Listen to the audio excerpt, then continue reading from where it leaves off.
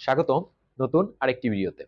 আজকের ভিডিওতে আমরা লব্ধি কি এবং লব্ধি কিভাবে কিভাবে বের করা যায় সেই সূত্রগুলো নিয়ে কথা বলবো। তো মূল আলোচনায় চলে যাওয়ার আগে একটা খুবই গুরুত্বপূর্ণ বিষয় যে যারা এখনো আমাদের অভিস ফিজিক্স ওয়ার্ল্ড ইউটিউব চ্যানেলটি সাবস্ক্রাইব করো নাই তারা অবশ্যই আমাদের ইউটিউব চ্যানেলটা সাবস্ক্রাইব করে রাখবে এবং অবশ্যই বেল আইকনটা প্রেস করে রাখবে, তাহলে যে কোনো আপডেট তুমি সবার আগে পেয়ে যাবে।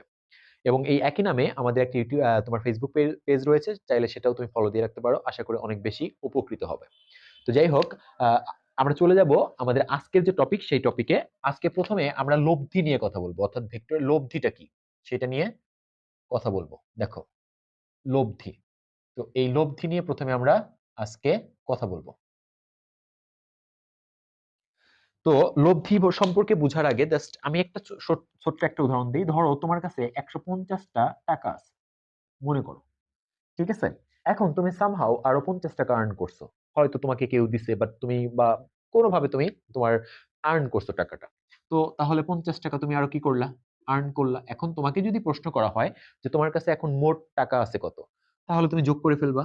তাহলে তোমার কাছে মোট আছে হচ্ছে 200 টাকা, ঠিক আছে? 200 টাকা, বা এটাকে আমরা সমষ্টি বলতে পারি, এটাকে সমষ্টি বলি, ঠিক আছে? এটাকে বলি আমরা সমষ্টি। ওকে, এরপরে ধরো আমার কাছে আর একটা কেস নিয়ে আমি কথা বলতেছি। ধরো তোমার কাছে 150 টাকা আছে, 150 টাকা আছে। এখন কেউ মনে করো এখান থেকে 50 টাকা তুমি কাউকে দিয়ে দিছো, আরো 50 টাকা তুমি কাউকে দিয়ে দিছো এখান থেকে। তাহলে এখন যদি তোমাকে বলি যে তোমার কাছে মোট টাকা কত বা টাকার সমষ্টিটা কত, তাহলে হবে 100 টাকা। 100 টাকা হবে, ঠিক আছে? এই যে এখন টাকা তো ভেক্টর রাশি না, এরকম যে কোনো একটা সংখ্যা, টাকার সংখ্যা, এটা তো ভেক্টর রাশি না, তাই না? তো এই যে আমরা ভেক্টর রাশি মানে টাকার অ্যামাউন্টটা হয় যোগ করে বের করলাম বা বিয়োগ করে বের করলাম। এখন তোমাকে যদি প্রশ্ন করা হয় তোমার কাছে কত টাকা আছে, এই ক্ষেত্রে তুমি বলবা 200 টাকা, এই ক্ষেত্রে কত টাকা আছে, 100 টাকা। তো এটাকে কিন্তু আমরা নর্মাল ভাষায় কি বলতেছি, সমষ্টি বা মোট টাকা। অর্থাৎ মোট টাকা আমরা যখন টাকা পয়সার হিসাব করি তখন আহ আমার কাছে টাকা আসলে আমি যোগ করি, সামহাউ যদি এটা আমরা ব্যয় করে ফেলি সেটাকে বিয়োগ করে ফেলি। তো এইভাবেই তো আমরা মোট টাকাটা বের করি, মোট কত আছে। মানে দুইটা টাকা, এখানে একটা টাকা হচ্ছে 150 আর একটা টাকা হচ্ছে শুধু 50, এই দুইটাই যেহেতু আমার কাছে আসছে আছে এখন, দ্যাটস আমরা যোগ করে মোট টাকা আমার কাছে বের করে ফেলছি। আবার এখানে একটা টাকা হচ্ছে 150 টাকা আর একটা অ্যামাউন্টটা কত, শুধু 50, যেহেতু আমাদের 50টা চলে গেছে আমার কাছ থেকে, আমি ব্যয় করে ফেলছি সামহাউ, তখন আমার কাছে মোট টাকা আছে কত সেটা বিয়োগ করে ফেলছি, তাই না? তো এই যে দুইটা টাকা মিলে এখন আমার কাছে কত আছে সেটাই কিন্তু আমরা নর্মাল লাইফের সমষ্টি বলি বা মোট বলি। তো এখন যদি আমি তোমাকে বলি ভেক্টরের ক্ষেত্রে তোমার কাছে এখানে একটা বস্তু আছে মনে করো, একটা বস্তু আছে। তো এই বস্তুটার উপরে তুমি বল প্রয়োগ করতেছো, লাইক ধরো বল প্রয়োগ করতেছো বল দিয়ে, যেহেতু ভেক্টর রাশি আরো অনেক আছে বাট আমি বলের কথা বলি। ধরো এইদিকে একটা বল দিছো তুমি, সেটা হচ্ছে 10 নিউটন মনে করো, 10 নিউটন। আরেকটা বল এই দিকেই দিছো, সেটা ধরো লাইক তোমার 15 নিউটন, 15 নিউটন বল দিছো। এই যে দুইটা বল এই বস্তুর উপরে প্রয়োগ করলা, তাহলে আলটিমেটলি এই বস্তুটা উপরে আলটিমেটলি কত বল হবে, ঠিক আছে? অথবা আরেকটা কেস আমি বলি, ধরো এইখানে একটা বস্তু আছে, ওই একই বস্তু মনে করো। এবার তুমি বলটা এই দিকে একটা প্রয়োগ করছো, সেটা হচ্ছে তোমার ধরো 10 নিউটন, এবং এই দিকে একটা প্রয়োগ করছো সেটা কত, 15 নিউটন। তো এবার এই বস্তুটা এই ক্ষেত্রে কত বল অনুভব করবে, মানে ওর ওর উপরে টোটাল বলটা কত, আর এখানে ওর উপরে টোটাল বলটা কত।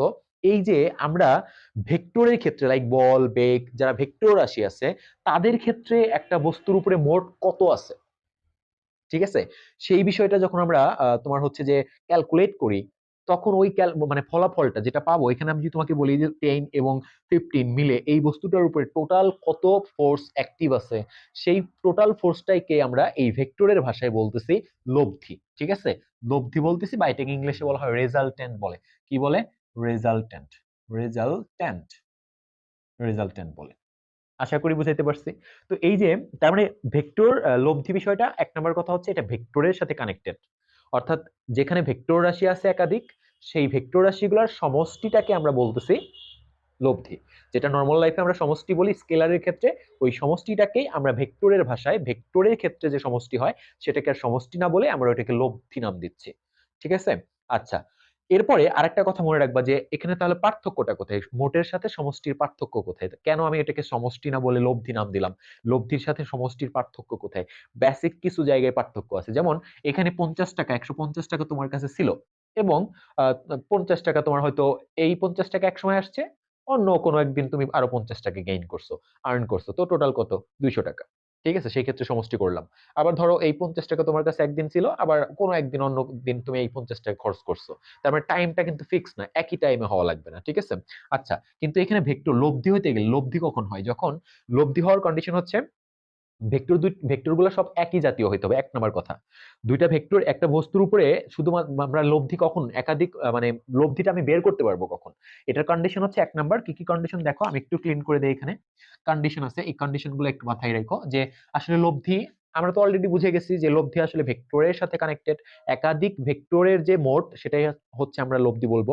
একটা বস্তুর উপরে যদি একাধিক ভেক্টর অ্যাক্টিভ থাকে, তাহলে ওই ভেক্টরগুলোর যে মোট সমষ্টি, ওইটাকেই বলে আমরা কি? লব্ধি। আচ্ছা, কিন্তু লব্ধি হবে কখন? এক নম্বর কন্ডিশন হচ্ছে এই লব্ধি হয় একই জাতীয় রাশির। তো এটা একটু মনে রাখবা, লব্ধি হয় একই জাতীয় রাশির, একই জাতীয় ভেক্টর রাশির, ভেক্টর রাশির। এটা একটু মনে রাখবা। কেমন? যেমন ধরো এখানে বলের সাথে বলের ভেক্টর হবে, বেগের সাথে বেগের ভেক্টর হবে, অর্থাৎ অনেকগুলো বল আছে, তাদেরকে আমি ভেক্টর করে লব্ধি বের করতে পারবো, ওই সকল ভেক্টরের লব্ধি বের করতে পারবো। অনেকগুলো বেগ আছে আমার কাছে, তাদেরকে আমি মোট করে মানে লব্ধি বের করে ফেলতে পারবো। আমার কাছে অনেকগুলো ত্বরণ আছে, অর্থাৎ অনেকগুলো ভেক্টর একই জাতীয় হইতে হবে। বলের সাথে বেগের ভেক্টর সম্ভব না, বলের সাথে ত্বরণের ভেক্টর সম্ভব না। ওকে, এই জন্য বলা হয়েছে যে লব্ধি আসলে একই জাতীয় রাশির হয়।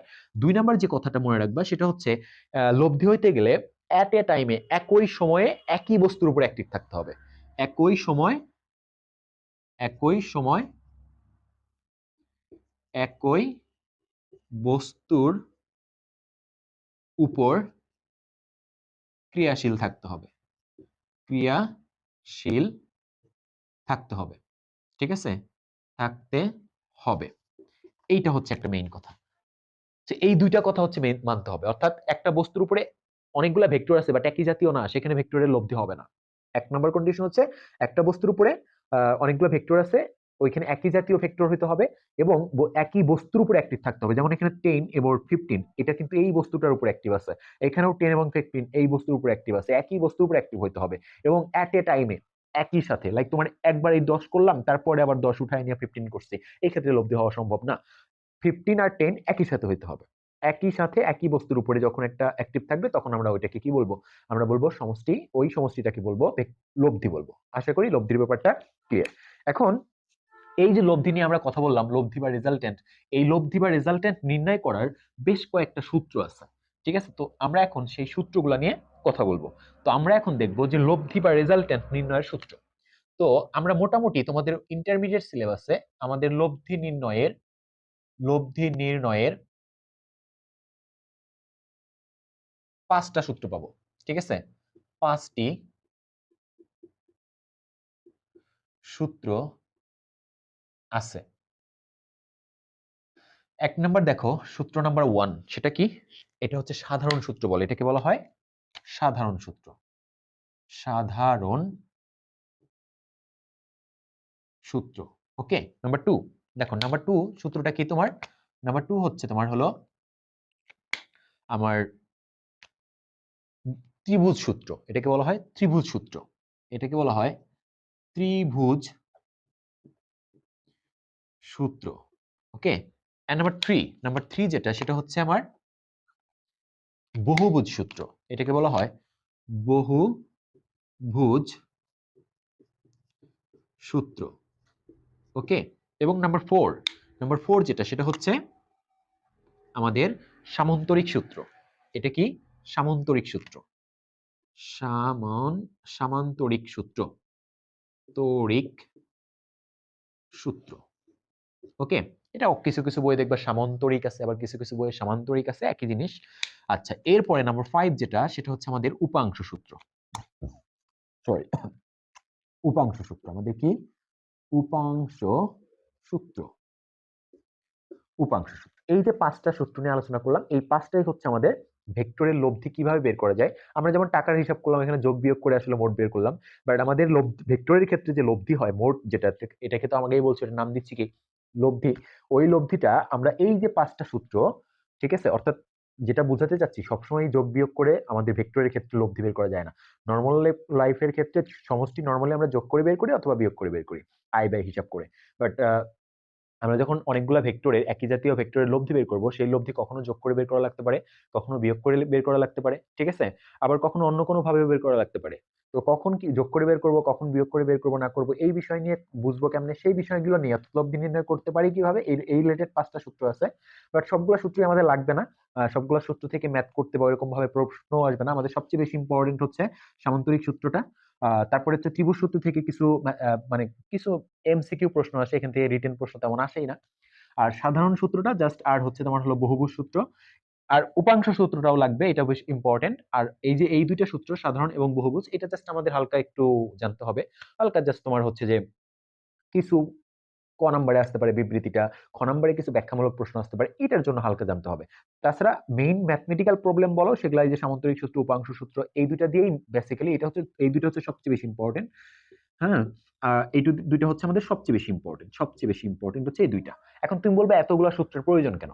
এতগুলা সূত্রের প্রয়োজনের বিষয় হচ্ছে যে আমরা পড়লেই বুঝতে পারবো যে সাধারণ সূত্র বা ত্রিভুজ সূত্র এগুলা দিয়ে ভালোভাবে কাজ করা যায় না বলেই তো পরবর্তী সূত্রগুলো চলে আসছে, সামান্তরিক সূত্র চলে আসছে, উপাংশ সূত্র চলে আসছে, এগুলা দিয়ে কাজ করাটা, হিসাব নিকাশ করাটা অনেক সহজ, ঠিক আছে।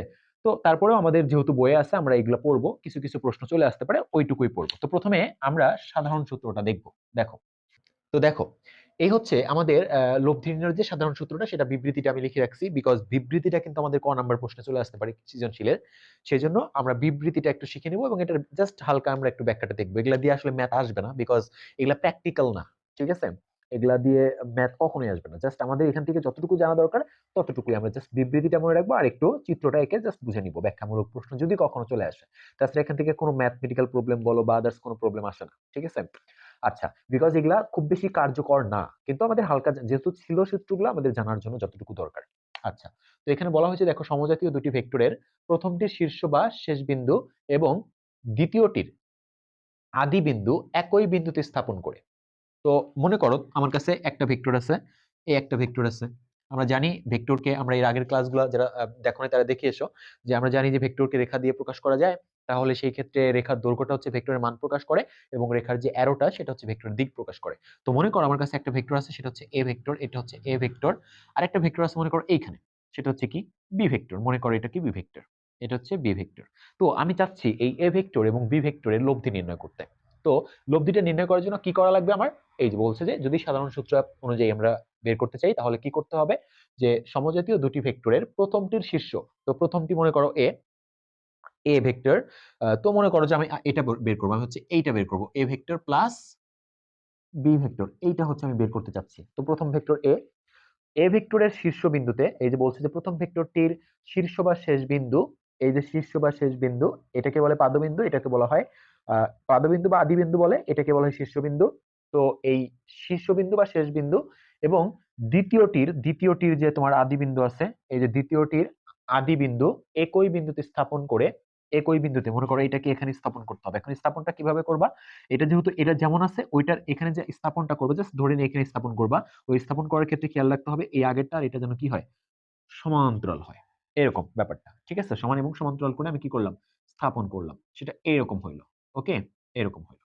তো এই যে বলছে যে দ্বিতীয়টির আদি বিন্দু, এই যে দ্বিতীয়টার আদি বিন্দু একই বিন্দুতে স্থাপন করছি, প্রথমটা শীর্ষ বা শেষ বিন্দু এবং দ্বিতীয়টির আদি বিন্দু একই বিন্দুতে স্থাপন করে প্রথম ভেক্টরের আদি বিন্দু, এই যে প্রথম ভেক্টরের আদি বিন্দু ও দ্বিতীয় ভেক্টরের শীর্ষ বিন্দুর মধ্যে সংযোগকারী সরলরেখা, এই দুইটা, এই যে প্রথম বিন্দুর আদি বিন্দু এবং দ্বিতীয় বিন্দুর যে শীর্ষ বিন্দু, দুইটার মধ্যে আমরা সংযোগ করলাম, সংযোগকারী যে সরলরেখা সেই সংযোগটা করলাম, সংযোগ করলাম। ওকে, সংযোগ করলাম, একটু বাঁকা হচ্ছে আমার, আমি সোজা সোজা করে নেই। তো এই যে সংযোগ করে দিলাম, এই দুইটা সংযোগ করে দিলাম, তারপরে বাঁকা হইলো। তো যাই হোক, দেখো এইটা, এই ইয়াটা একটু বুঝে নিও, একটু বাঁকা হইলো। আচ্ছা, এই রেখাটা বলছে যে প্রথম ভেক্টরের আদি বিন্দু এবং দ্বিতীয় ভেক্টরের শীর্ষ বিন্দুর মধ্যে সংযোগকারী সরলরেখার দিকে, এই যে আমরা কোন দিকে আঁকছি সরলরেখাটা, প্রথম বিন্দুর আদি বিন্দু থেকে কোন দিকে আঁকছি সরলরেখাটা, দ্বিতীয় ভেক্টর শীর্ষ বিন্দুর দিকে আঁকছি, তার মানে দিকটা কোন দিকে হইলো, এইটা হইলো না দিকটা, এইটা। তো এটাই বলছে যে প্রথম ভেক্টরের আদিবিন্দু ও দ্বিতীয় ভেক্টরের শীর্ষবিন্দুর মধ্যে সংযোগকারী সরলরেখার, যেহেতু প্রথম ভেক্টরের আদিবিন্দুর কথা আগে বলছে, তার মানে সংযোগ করতে হবে এইখান থেকে এইদিকে। তো আমার ওই দিকটা হবে কার দিক? তোমার লব্ধি ভেক্টরের দিক নির্দেশ করে, অর্থাৎ এটার এই দিক, লব্ধি ভেক্টরের দিক হচ্ছে এইটা। এবং ওই যে সরল রেখাটার দৈর্ঘ্য পাইলা, এই দৈর্ঘ্যটাই হচ্ছে আমাদের এই যে ভেক্টর দুইটা, এটা এ এবং এটাকে আমরা এখানে আঁকছিলাম, এটা হচ্ছে বি ভেক্টর, এই দুইটা ভেক্টরের লব্ধি যেটা সেটা মিন করবে। এটাই কিন্তু এই যে দিক নির্দেশ করবে এবং ওই সরল রেখার দৈর্ঘ্য ভেক্টর দুটির লব্ধির মান নির্দেশ করবে। ওকে, তো এইটাই কিন্তু আমাদের ভেক্টরের সাধারণ সূত্র। এইটুকু এনাফ জানতে হবে, আর কিছু জানতে হবে না। এখান থেকে জাস্ট লেখা যাবে যে হ্যাঁ, এই যে আমাদের a প্লাস বির যে তোমার আর আর লব্ধিটা, এই দুইটার লব্ধিটা হবে আর আর ইকুয়াল টু কত লেখা যাবে যে a vector plus B vector. This is the general formula of resultant, লব্ধির সাধারণ সূত্র। আশা করি লব্ধির সাধারণ সূত্রটা এইটুকু জানলে এনাফ, এর থেকে বেশি জানার দরকার নেই। আমরা এর পরবর্তীতে দেখবো হচ্ছে লব্ধির ত্রিভুজ সূত্র। এইটা বেশি ইম্পর্টেন্ট, বিকজ এখান থেকে অনেক ধরনের এমসিকিউ প্রশ্ন চলে আসে। এগুলা দিয়ে ম্যাথ আসবে না কখনোই, কারণ এটা ম্যাথমেটিক্যাল প্রবলেম সলভ করার জন্য সুইটেবল না। এখান থেকে শুধু ভেক্টরের দিক নির্দেশ বের করা যায়, আমরা হাতে কলমে মানে ক্যালকুলেশন করে এখান থেকে কখনো মান বের করতে পারবো না। ঠিক আছে, দ্যাটস ওয়াই এই যে সাধারণ সূত্র বলো, ত্রিভুজ সূত্র বলো, বহুভুজ সূত্র বলো, এগুলা কখনো ম্যাথমেটিক্যাল প্রবলেমের ক্ষেত্রে আসে না। কথা বুঝতে পারছি? ওকে, এইটুকু হচ্ছে আমাদের সাধারণ সূত্র। আমরা এরপরে চলে যাবো হচ্ছে ত্রিভুজ সূত্রে। দেখো আমরা এখানে লব্ধি নির্ণয়ের যে ত্রিভুজ সূত্রটা, সেটার বিবৃতিটা লিখে রাখছি। এখানে কি বলা হয়েছে দেখো, যে কোন ত্রিভুজের দুটি সন্নিহিত বাহু দ্বারা যদি একই ক্রমে মানে এরকম, মানে এরকম, আবার বিপরীত না, একই ক্রমে একই দিকে একই ক্রমে দুটি ভেক্টরের মান ও দিক নির্দেশ করে, তাহলে বিপরীত ক্রমে ওই ত্রিভুজের তৃতীয় বাহু দ্বারা ভেক্টর দুটির লব্ধির মান ও দিক নির্দেশ করবে। তো আমরা একটু জাস্ট চিত্র থেকে দেখি যে কি বলার চেষ্টা করছে। মনে করো যে আমার কাছে এরকম দুটি ভেক্টর আছে, একটা ভেক্টর এইটা, আর একটা ভেক্টর মনে করো এরকম। যে আমরা যে সাধারণ সূত্র পড়লাম না, সাধারণ সূত্র এবং ত্রিভুজ সূত্র অনেকটা একই। জাস্ট মনে করো আমার কাছে আর একটা ভেক্টর আছে, এটা হচ্ছে আমার এ ভেক্টর, এবং এটা কি, ধরো আমার কাছে এই ভেক্টরটা আছে, সেটা হচ্ছে কি বি ভেক্টর। তাহলে এইটাকে আমরা এইখানে স্থাপন করলাম, এইখানে জাস্ট এটা সমান্তরাল করে। এখন এটা স্থাপন করে আমি যদি এদের লব্ধিটা বের করতে চাই, তাহলে আমাকে যেটা করতে হবে যে এদেরকে একটা ত্রিভুজ বানাইতে হবে, এরকম করে একটা ত্রিভুজ বানাইতে হবে। ওকে, একটু বাঁকা হলে বুঝে নিও, এরকম একটা ত্রিভুজ বানাইতে হবে, এবং এটার দিক কিন্তু এইদিকে, এবং এটার দিক হচ্ছে আমাদের এইদিকে। এটা হচ্ছে আমাদের বি ভেক্টর। এখন এই যে ত্রিভুজটা কমপ্লিট করলাম, ত্রিভুজ কমপ্লিট করার পরে দেখো এই ত্রিভুজটা হচ্ছে, ধরো এটা এ, এটা হচ্ছে আমার ধরো তোমার, আচ্ছা এটা আমি ভেক্টর গুলো একটু পি কিউ দেই, এই ভেক্টরটা হচ্ছে পি ভেক্টর, এটা ধরো আমার কি কিউ ভেক্টর। ওকে, আচ্ছা, আর এটা ধরো আর ভেক্টর দিলাম আমি, ওই লব্ধিটা। তো আমাকে বলা হইতেছে যে এই দেখো এই বাহুটা এই দিকে, অ্যারোটা এই দিকে দেখো, আর আরেকটা হচ্ছে এই দিকে দেখো, তাহলে এই দুটো একই ক্রমে আছে না? এই দুটো একই ক্রমে, মানে এই দুটো ভেক্টর একই ক্রমে আছে, এই দিকে। এবং এটা কিন্তু একই ক্রমে হইলে এটা এই দিকে হওয়ার কথা ছিল, কিন্তু এইটার আরো হবে এই দিকে। তাহলে যে দুইটা বাহু একই ক্রমে থাকবে, ওই দুইটা বাহুর সমষ্টি হবে যেটা বিপরীত ক্রমে আছে সেটার সমান। এটাই কিন্তু আমাকে বলতেছে যে লব্ধি হবে ওইটা, অর্থাৎ এই দুইটা যেটা একই ক্রমে আছে, যে দুইটা বাহু, তাদেরকে লব্ধি করলে, যোগ করলে ওই যোগফলটা হবে, তৃতীয় বাহুটাই হবে ওই যোগফলটার সমান, লব্ধিটা হবে। কথা বোঝা গেছে? তো এখানে আমরা যদি এরকম এখানে এ নাম দিতাম, ত্রিভুজটার এবিসি নাম দিতাম, তাহলে এখানে ধরো যে আমি চাইলে তুমি এবি ভেক্টরও লিখতে পারো, আবার এখানে এবি ভেক্টর বরাবর আমি কি ধরছি পি ভেক্টর, তুমি চাইলেও পি ভেক্টরও লিখতে পারো। তো আমি এবি দিয়ে লিখতেছি তোমাকে বোঝানোর সুবিধার্থে একটু। এবি ভেক্টর আর একটা কি, দেখো এবি এর থেকে বি গেছে, সিবি হয় নাই কিন্তু, তাহলে কিন্তু একই ক্রম থাকতো না। তো এবি ভেক্টর, তারপরে কি আমার বিসি ভেক্টর, এইটা হচ্ছে আমাদের A B BC, then C এ হইলে, যদি সি এ লিখতাম তাহলে কিন্তু একই ক্রম মিন করতো না, কিন্তু আমরা তা লিখবো না, লিখবো এ বি বিসি, তারপরে বিপরীত ক্রম মানে হচ্ছে এসি ভেক্টর লিখতেছি এখানে। ঠিক আছে, অর্থাৎ খুবই সহজ একটা বিষয়। সহজভাবে যদি বলি, ত্রিভুজের সূত্র হচ্ছে যে দুটো একই ক্রমে থাকবে, তাদের যোগফল হবে হচ্ছে বিপরীত ক্রমে যেটা আছে বাহুটা, তার সমষ্টির সমান। তো এইটা লিখলাম। এখন এইখান থেকে এটাই হচ্ছে আমাদের কিন্তু ত্রিভুজ সূত্র, এটা কিন্তু বলছে, বাট এটাকে আমরা একটু আরো সহজ করে লিখতে পারি। আমরা ত্রিভুজ সূত্রটাকে আরেকভাবে একটু লিখতে পারি, সেটা একটু দেখবো আমরা এখন। দেখো সেটা দেখার জন্য আমি একটু, দেখো এটাকে মডিফাই করতেছি, যে এবি ভেক্টর প্লাস কি বিসি ভেক্টর, এখান থেকে আমাদের কিন্তু এই এসি ভেক্টরটাকে উল্টায় দিলে আমরা আমরা কিন্তু জানি যে আমি তোমাকে যদি বলি এসি ভেক্টরের ঋণাত্মক ভেক্টর কি কোনটা, আমি কিন্তু ঋণাত্মক ভেক্টর নিয়ে আলোচনা করছি এর প্রিভিয়াস ক্লাসগুলোতে। তো এই এসি ভেক্টরের ঋণাত্মক ভেক্টর হচ্ছে সিএ ভেক্টর, ঠিক আছে, সিএ ভেক্টর, এবং এটার দিক যেদিকে এটার দিক তার উল্টো দিকে, এটা যদি প্লাস হয় এটা হবে মাইনাস। তো আমি যদি এখানে এটা বসাই দিই যে মাইনাস সিএ ভেক্টর, এইটা এইটা, তখন কিন্তু দেখো A B B C C এ একই ক্রম হয়ে গেল। তো এটাকে তখন এই পাশে নিয়ে আসো, এই পাশে নিয়ে আসলে কি হবে, A B vector plus BC vector plus এটা কি হয়ে যাবে, C A vector equal to 0। তার মানে আমরা কিন্তু এই লাইন থেকে এই লাইনটা পেলাম। তার মানে আমরা এই লাইনটা পাইছিলাম এখান থেকে না, যে কোন ত্রিভুজের দুটি সন্নিহিত বাহু দ্বারা যদি একই ক্রমে দুটি ভেক্টরের মান এবং দিক নির্দেশ করে, তাহলে বিপরীত ক্রমে তৃতীয় বাহু হচ্ছে ওই দুইটা একই ক্রমে যারা থাকবে ওই দুইটা বাহু বরাবর যে ভেক্টর আছে তাদের সমষ্টি অর্থাৎ লব্ধির মান প্রকাশ করবে, তাই না? কিন্তু আমরা ত্রিভুজ সূত্র থেকে যেহেতু এই লাইনটাকে মডিফাই করে আমি এই লাইন লিখতে পারলাম, তার মানে এই লাইনটা যা এই লাইনটা যা এই লাইন তাই মিন করতেছে। কিন্তু একটু বলার ক্ষেত্রে আমরা ভিন্নভাবে বলবো। কিভাবে বলবো দেখো, এখন কিন্তু আর বিপরীত ক্রমে নাই, এবি বিসি সিএ একই ক্রমে, এবি বিসি সিএ একই ক্রম আছে। তার মানে আমরা বলতে পারি যে একই ক্রমে ত্রিভুজের তিন বাহুর সমষ্টি 0। এটাও কিন্তু আমার ত্রিভুজ সূত্রের একটা বিকল্প বিবৃতি। তার মানে আমরা এখানে লিখতে পারবো যে একই ক্রমে ত্রিভুজের ত্রিভুজের তিন বাহুর সমষ্টি সমষ্টি 0। এটা কিন্তু আমাদের ত্রিভুজ সূত্রের আরেকটা বিকল্প বিবৃতি, ঠিক আছে? তো আমরা ত্রিভুজ সূত্রকে কিন্তু এইভাবেও লিখতে পারি।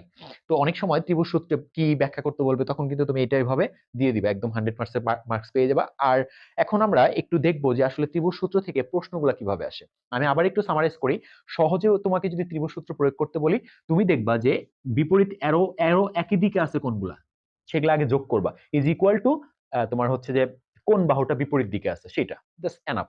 সহজে যদি তোমাকে আমি, যেমন এখানে একই দিকে আছে কোনটা, এবি, এবি না লিখে আমি যেহেতু এবি বরাবর ভেক্টরটার নাম দিছি পি, তো তুমি পি লিখতে পারো, এবি না লিখে পিও লিখতে পারো। তো পি ভেক্টর একই দিকে আছে আবার কোনটা, কিউ ভেক্টর, প্লাস দাও কিউ ভেক্টর, মানে একই দিকের ভেক্টর গুলো যোগ করবা, দেন হচ্ছে বিপরীত দিকে ভেক্টর। আর একই দিকে ভেক্টর কি আর আছে না, তাহলে বিপরীত দিকে ভেক্টরটা আছে সেটা সমান দিয়ে দিয়ে দাও। তার মানে আমাদের একই দিকে ভেক্টরগুলো যোগ করব, একই দিকের ভেক্টরগুলো আগে যোগ করব, দেন ইকুয়াল টু বিপরীত দিকের ভেক্টরটা, ঠিক আছে? তো আমি যদি ধরো এটাও যদি এই দিকে দিতাম, এটাও যদি এই দিকে দিয়ে দিতাম, তাহলে কি হইতো এবার, এবার কিন্তু আমাদের পি ভেক্টর প্লাস কি কিউ ভেক্টর প্লাস কি কিউ ভেক্টর আর ভেক্টর, সরি আর ভেক্টর, তো এগুলা তো সব একই দিকে আছে। আর বিপরীত দিকে ভেক্টর কি আছে, নাই, না থাকলে কি 0। এই হচ্ছে আমাদের ত্রিভুজ সূত্র, সিম্পল একটা কথা, একই দিকে ভেক্টরগুলো যোগ করব ইজ ইকুয়াল টু বিপরীত দিকের ভেক্টরগুলোর যোগফল। মানে একই দিকের আগে তুমি ঘড়ি কাঁটার বিপরীত দিকে দেখো, ঘড়ি কাঁটার বিপরীত দিকে ভেক্টরগুলো যেগুলো থাকবে সেগুলা, অর্থাৎ অ্যারো অ্যারো একদিকে যেটা নিবা, যে কোনো একটা ঘড়ি তুমি আগে ঘড়ি কাঁটার দিকের গুলো যোগ করতে পারো, অথবা তুমি ঘড়ি কাঁটার বিপরীত দিকের গুলো আগে যোগ করতে পারো, যেটাই যোগ করো, যে ঘড়ি কাঁটার দিকের যোগফল যতগুলো থাকবে ইজ ইকুয়াল টু কি ঘড়ি কাঁটার বিপরীত দিকের যোগফল। যদি কোনোটা যোগফল না থাকে সেটা ইকুয়াল টু 0। ওকে, এই হচ্ছে আমাদের মানে সামগ্রিক, আমি মেইনটা বলি আর বিকল্প বিবৃতি বলি, সবগুলো মিলে কিন্তু এভাবে লেখা যায়। তো আমরা এই পর্যায়ে আমরা ত্রিভুজ সূত্র থেকে কিভাবে প্রশ্ন আসে সেগুলো নিয়ে একটু কথা বলি। দেখো যে এমসিকিউতে এখান থেকে প্রশ্নগুলো কিভাবে আসে, এমসিকিউতে এখান থেকে কিভাবে কিভাবে প্রশ্ন আসতে পারে সেগুলো নিয়ে আমরা এখন একটু কথা বলবো। তো ত্রিভুজ সূত্র থেকে মেইনলি দুইটা প্রশ্ন আসে, একটা হচ্ছে তোমাকে ইকুয়েশন দেয়, চিত্র চিত্র ইয়া করতে বলে, আর একটা হচ্ছে চিত্র দেয় ইকুয়েশন বের করতে বলে। তো আমরা প্রথমে চিত্র দিচ্ছি, ধরো এরকম একটা চিত্র তোমাকে দিলাম আমি, এরকম এখানে দিলাম যে এইটা হচ্ছে আমাদের, এটা হচ্ছে আর ভেক্টর, ওকে, এটা হচ্ছে আর ভেক্টর, এইটা ধরো আমাদের পি ভেক্টর, এবং এইটা হচ্ছে আমাদের ধরো লাইক এটা হচ্ছে কিউ ভেক্টর, এটা হচ্ছে আমাদের কিউ ভেক্টর, এটা বললাম। এখন বললাম যে নিচের কোনটি সঠিক, আমরা বললাম নিচের কোনটি কোনটি সঠিক, এরকম একটা প্রশ্ন করলাম। ধরো ক নম্বরে এই অপশনটা দেওয়া হলো যে P plus P vector plus Q vector is equal to R vector. তারপরে খ নম্বরে ধরো এটা দেওয়া হলো যে P vector plus Q vector, তোমার পি ভেক্টর প্লাস তোমার হলো যে, আচ্ছা P vector is equal to তোমার হচ্ছে ধরো এরকম দিলাম আমি যে R vector is equal to Q vector minus P vector. গ নাম্বারে দিলাম হচ্ছে ধরো যে P vector minus Q vector is equal to R vector, এবং ঘ নাম্বারে যে অপশনটা দিলাম সেটা হচ্ছে ধরো P vector plus Q vector plus R vector is equal to 0। এখন আমাকে বের করতে হবে যে এই চিত্র থেকে নিচের কোনটিকে সঠিক মনে হচ্ছে, বা এই চিত্র নিচের কোন ইকুয়েশনটাকে উপস্থাপন করে। ওকে, সো আমরা একটু দেখার চেষ্টা করি। তুমি এই টাইপের প্রশ্নগুলো, আমি তোমাকে একটা শর্টকাট ওয়ে বলি, যে আগেই তুমি অপশন দেখবে না, অপশন দেখলে মাথা ঘুরে যেতে পারে। সহজ একটা টেকনিক বলে দেই। টেকনিকটা হচ্ছে তুমি আগে চিত্র থেকে ত্রিভুজ সূত্রটা অ্যাপ্লাই করে নিবা, তারপরে অপশনের সাথে মিলাবা। আগে অপশন দেখবা না, দেখলে মাথা ওলাই যাবে। তো আমরা অপশন দেখছি না আগেই। এখন আমরা ত্রিভুজ থেকে, আমরা এই ত্রিভুজ যেটা দেওয়া আছে সেখান থেকে যে আমাদের ত্রিভুজ সূত্র অ্যাপ্লাই করার যে নিয়মটা আমরা শিখছি, যে একই দিকের আগে আমরা অ্যান্টি ক্লকওয়াইজ বা যে কোনো একটা তোমার ইচ্ছে অ্যান্টি ক্লকওয়াইজের যে দিকগুলো আছে সেই ভেক্টরগুলো আগে যোগ করতে পারো, অথবা তুমি ক্লকওয়াইজ যেগুলো আছে সেগুলার যোগ করতে পারো আগে। আমি অ্যান্টি ক্লকওয়াইজ গুলো আগে যোগ করছি। দেখো এখানে একই দিকে আছে এই দুইটা, তো আর ভেক্টর প্লাস কি তোমার হচ্ছে যে পি ভেক্টর, এটা যোগ করলাম। এই অ্যান্টি ক্লকওয়াইজ আর নাই, আরেকটা বাহুবাদ আছে সেটা কিন্তু ক্লকওয়াইজ আছে, তো ওইটা হচ্ছে একটাই, ওটার সাথে আর যোগ করার কিছু নেই। এই দুইটা হবে কি সমান, অর্থাৎ ক্লকওয়াইজ যে ভেক্টর গুলো থাকবে সেই ভেক্টর গুলোর যোগফল আর অ্যান্টি ক্লকওয়াইজ যেগুলো থাকবে সেগুলোর যোগফল সমান। যদি সবগুলোই অ্যান্টি ক্লকওয়াইজ হয়, ক্লকওয়াইজ না থাকে, তাহলে অ্যান্টি ক্লকওয়াইজ গুলোর যোগফল 0। ওকে, আবার যদি সবগুলোই ক্লকওয়াইজ হয়, অ্যান্টি ক্লকওয়াইজ কোনো ভেক্টর না থাকে, তাহলে ক্লকওয়াইজ যেগুলো থাকবে সেগুলোর সমষ্টি ইজ ইকুয়াল টু 0। বাট এখানে কিন্তু আমাদের দুইটা ভেক্টর ছিল অ্যান্টি ক্লকওয়াইজ আর একটা ভেক্টর ছিল ক্লকওয়াইজ, সো অ্যান্টি ক্লকওয়াইজ যে ভেক্টরগুলো ছিল সেগুলোর সমষ্টি ইজ ইকুয়াল টু ক্লকওয়াইজ যে ভেক্টরগুলো ছিল সেগুলোর সমষ্টি। তো এইটা পাচ্ছি। এখন তুমি এটা আগে প্রয়োগ করো, প্রয়োগ করার পরে এই ইকুয়েশনটা সরাসরি অপশনে আছে দেখবা, যে এই ইকুয়েশনটা, অর্থাৎ তুমি এই অপশনগুলো আগে দেখবা না, তুমি আগে ওইটা রাফ করে একটা ইকুয়েশন বানাবা, যে ত্রিভুজ সূত্র অনুযায়ী আমাদের এখানে কি হয়, সেটা বানানোর পরে ওই ইকুয়েশন যেটা পাইছো তুমি তোমার ত্রিভুজ সূত্র অনুযায়ী, সেই ইকুয়েশনটা অপশন সরাসরি আছে কিনা এটা দেখবা। দেখো এখানে কিন্তু কোনো জায়গায় আর প্লাস পি নেই, আর প্লাস পি অপশনটা সরাসরি নেই।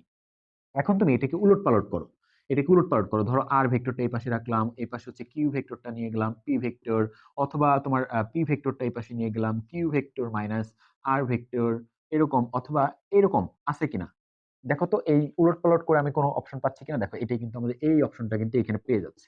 তারপরে রাইট, তার মানে হচ্ছে রাইট হচ্ছে খ নম্বর। এইভাবে কিন্তু তুমি সব প্রশ্নগুলো করে ফেলতে পারবা, আমি যে ট্রিক্সটা তোমার সাথে শেয়ার করলাম। আর যদি তুমি আগে অপশন দেখতে যাও, তুমি যদি ওই রকম লেভেলের ম্যারিটিয়াস না হও, তোমার যদি দক্ষতা এখানে অনেক বেশি না থাকে, তাহলে মাথা আওলায় যাইতে পারে এবং ভুল হওয়ার পসিবিলিটি থাকতে পারে। দ্যাটস ওয়াই তুমি এইভাবে করলে ভুল হবে না। এখান থেকে আরেকটা প্রশ্ন আসে, সেটা হচ্ছে ইকুয়েশনটা দেয় এবং তোমাকে ওইখান থেকে কি করতে বলে, ওইখান থেকে বের করতে বলে কি, ওইখান থেকে তোমাকে, যেমন ধরো আমি এরকম একটা ইকুয়েশন দিলাম যে P vector minus Q vector is equal to R vector. সমীকরণকে আমি লিখলাম যে সমীকরণটিকে নিচের নিচের কোন চিত্রটি উপস্থাপন করে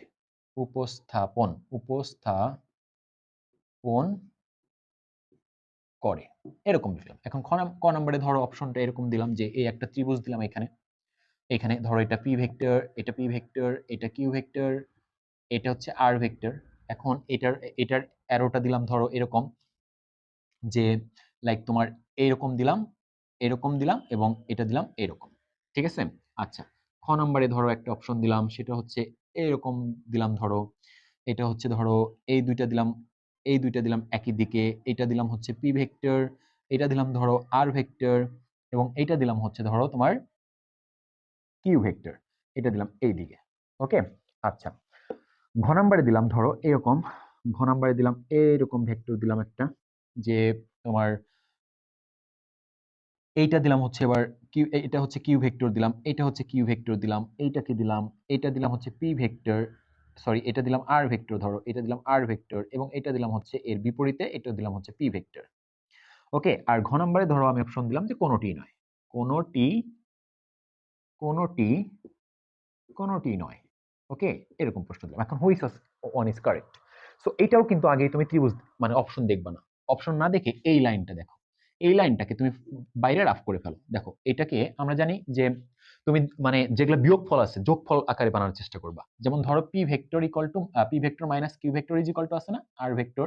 এখন তুমি এই পি ভেক্টরটা এই পাশে রেখে কিউ ভেক্টরটাকে ওই পাশে নিয়ে যাও, নিয়ে যে তুমি যোগফল রূপে, যেহেতু আমরা ত্রিভুজ সূত্রে কি শিখছি যে একই দিকের গুলা যোগ থাকে ইজ ইকুয়াল টু বিপরীত দিকের গুলা, তো আমি বিয়োগ না করে এটাকে যোগ আকারে বানিয়ে নিলাম, তাহলে আমার জন্য কিছু কাজটা সুবিধা হয়ে যাবে। তাহলে যোগ আকারে বানানোর পর আমি কিন্তু এখন শিওর যে ত্রিভুজ সূত্র অনুযায়ী আমাদের এই দুটো একই দিকে থাকার কথা। দেখি তো এই পি আর আর আর কিউ কোনটাতে একই দিকে আছে, দেখো তো এই আর আছে এইদিকে কিউ আছে এইদিকে, কিন্তু কিন্তু এটা হচ্ছে অ্যান্টি ক্লকওয়াইজ, এটা ক্লকওয়াইজ না, এটা হবে না তাহলে বাদ। আচ্ছা এখানে আর আর কিউ দেখো, কিউ আছে এইদিকে আর আছে এইদিকে, কিউ আছে হচ্ছে ক্লকওয়াইজ আর আর আছে অ্যান্টি ক্লকওয়াইজ, এটাও হবে না। আচ্ছা এইটার ক্ষেত্রে আসি, দেখো তো এইটার ক্ষেত্রে আর দেখো এই যে কিউ এবং এই যে আর একই দিকে আছে দেখো, তার মানে এবং ইজ ইকুয়াল টু এটা বিপরীত দিকে আছে, তার মানে এইটা হচ্ছে কারেক্ট অপশন। ক্লিয়ার আশা করি। তো ত্রিভুজ সূত্র থেকে এইভাবে প্রশ্নগুলো আসে আমি একটু দেখাই দিলাম, ট্রিক্সগুলো শেয়ার করার চেষ্টা করছি, তো আশা করি বুঝতে পারছো। তো ত্রিভুজ সূত্র থেকে আমাদের কিভাবে কিভাবে প্রশ্ন আসে সেগুলো আমি আজকে দেখালাম, এবং আমাদের তো সাধারণ সূত্রটা পড়লাম। আজকে আমি বহুভুজ সূত্রটা আর দেখাবো না, বিকজ ক্লাসটা লেন্দি হয়ে যাবে। আমরা আগামী ভিডিওতে আমাদের বহুভুজ সূত্র এবং বাকি যে সূত্রগুলো আছে সামান্তরিক সূত্র এগুলা নিয়ে কথা বলবো। ওকে, তো সেই পর্যন্ত সবাই ভালো থাকো, দেখা হচ্ছে পরবর্তী ভিডিওতে। আল্লাহ হাফেজ।